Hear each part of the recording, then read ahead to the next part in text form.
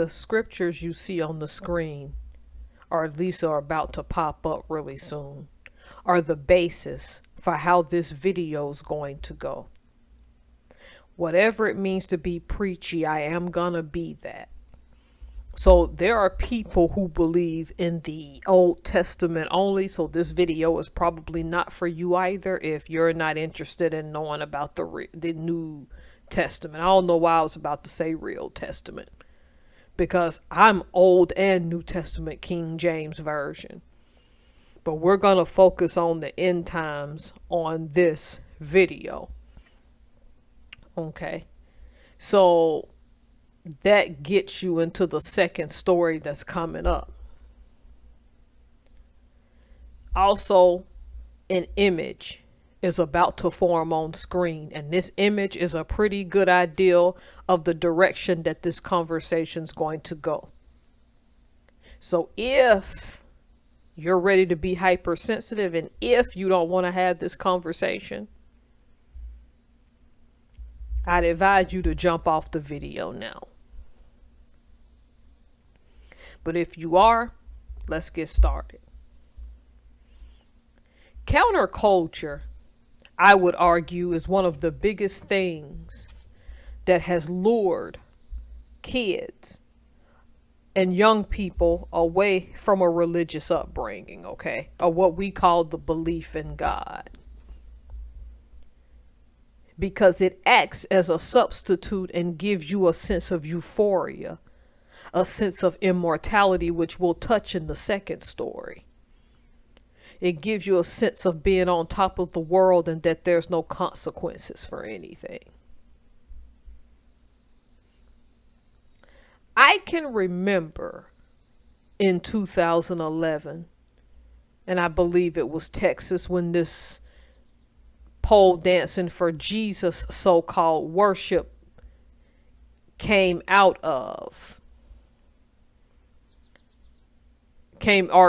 rather into the media spotlight. The difference between then and now is that at least people called nonsense on this and knew it for what it was and wasn't having any part of it. Of course, some people went and done it, but you have to remember at the same time, in the early 2010s, really in the early 2000s, is when people were pushing pole dancing for fitness.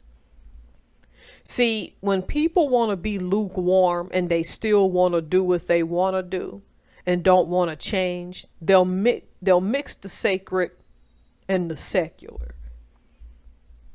Because anyone with any amount of common sense will know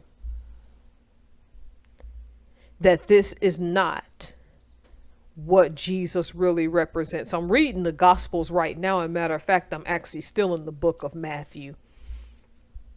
Okay. Someone might ask why pole dancing would be the thing that they went to. And I take this back to the New Testament when Jesus had in his circle very few women, and Mary Magdalene being one. But now there's blasphemy out with people saying that Jesus and Mary Magdalene may have actually did the dirty deed and had children, which if you are a true Christian, you know this isn't true. And so people could be hiding behind that to reasonably rationalize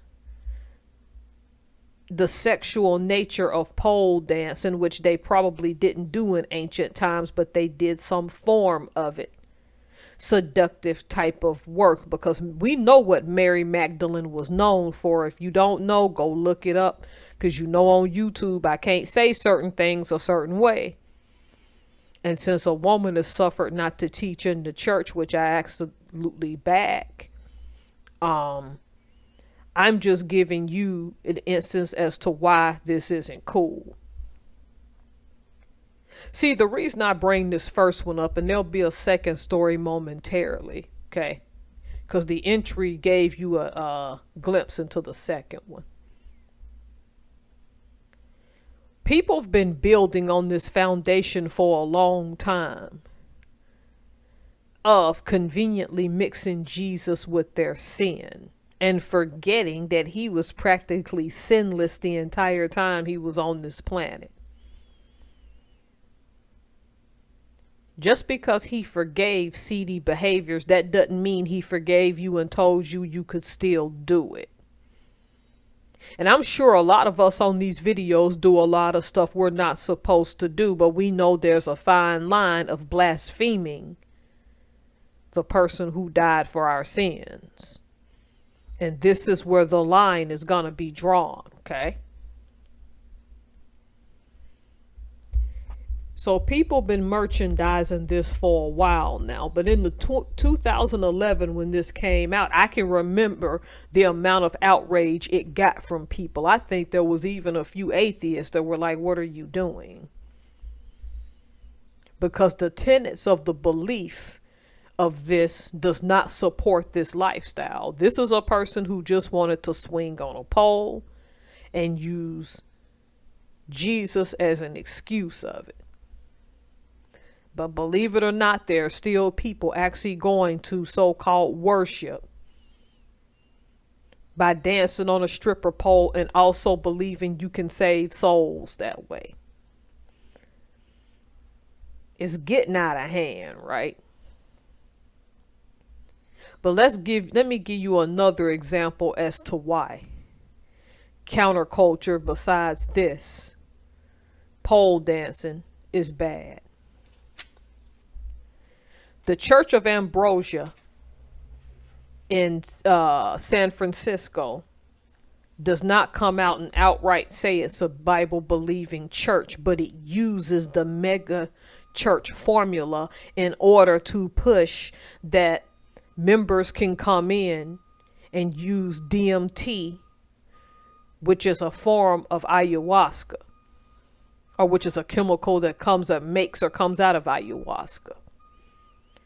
They are encouraging their members to replace weed and shrooms for fentanyl.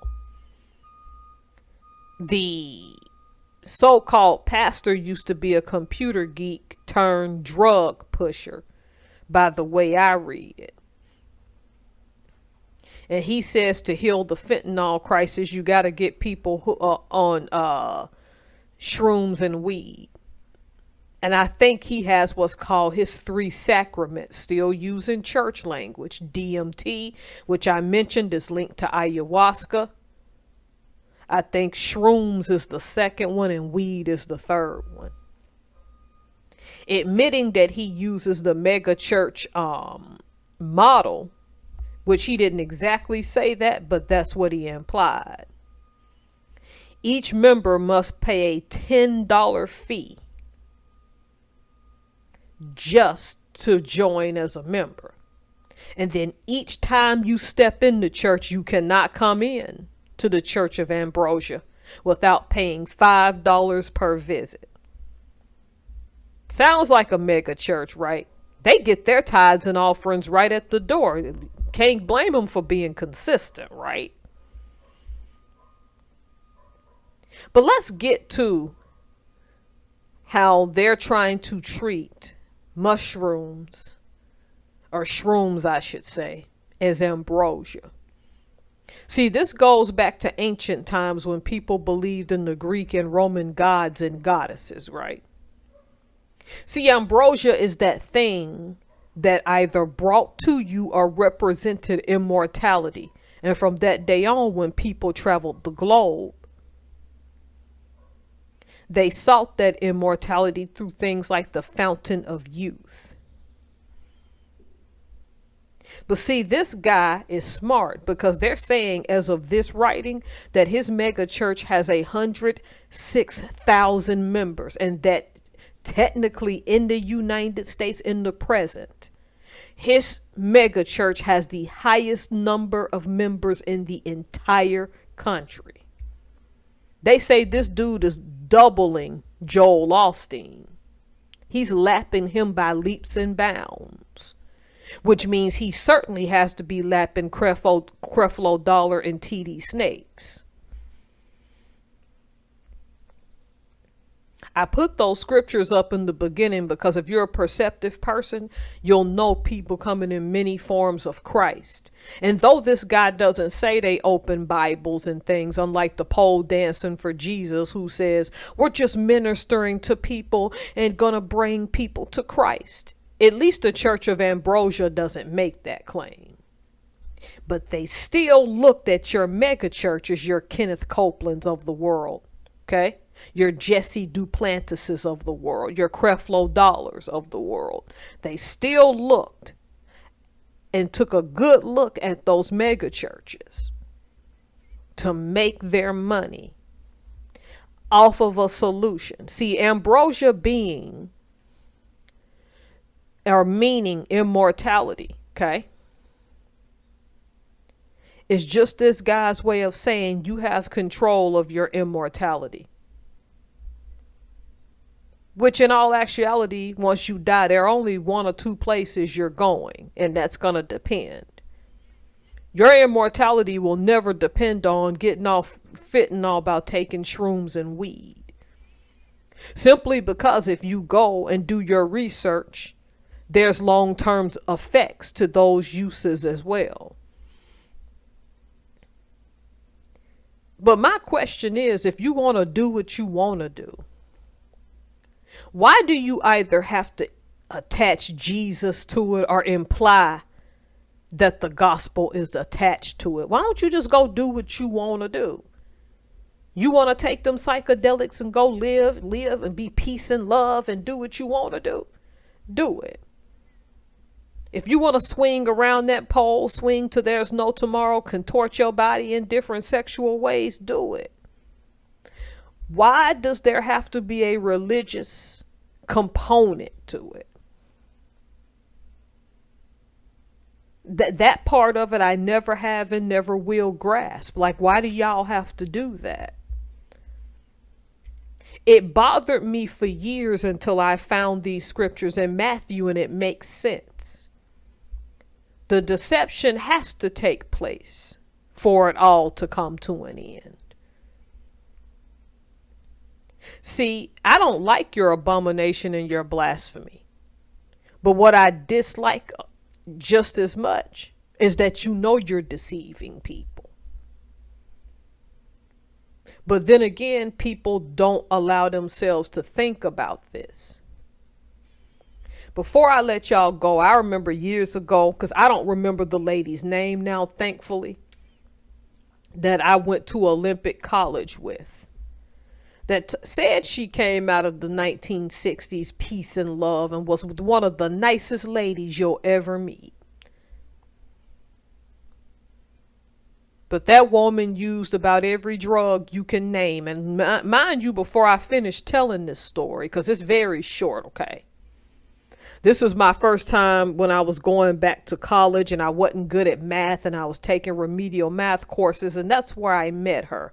I have no judgment of her life. That's not who she is anymore. Even if she was an addict, I no longer judge, okay? Because most people take those substances in a form of pain. Name anything they were doing in the 1960s. With that so-called peace and love while being high. Name about any drug she was taking it or she experimented with it. And many years later when she got clean, when I've known her, because the entire time I had known her, we were in school and she was clean. Conversation comes up one time when we were waiting for class in which she admitted it's a good thing that I had never tried that stuff, because she says what they don't tell these young people is that prolonged use has some effects. And she was told by a doctor that her brain function's gonna be off pretty much for the rest of her life, or she's gonna always struggle with it from stuff that she did in the 1960s. And we're talking about the early 2000s when I met her, before the 2010s. And this woman had prolonged brain damage. And she struggled with it, and she said, I just can't retain memory. And I would calm down and encourage her and say, it's okay. Because I did some stupid stuff in my 20s. Sometimes I did some stupid stuff easy into my 40s. I'm a lot better now. But what I'm saying is, a lot of those people do those things in pain. See, when people tell you to do these exercises and things like this, in the natural, when they tell you this, because the spiritual, the Bible already tells you, I gave you the scriptures in Matthew. Well, pole dancing is hard and it's physical and you can do the work and la, la, la. You will still be seen as a sexual object. The objectivity of it is something you will never escape. And when you put yourself out there like that, you're going to have to do a lot to snap back from it.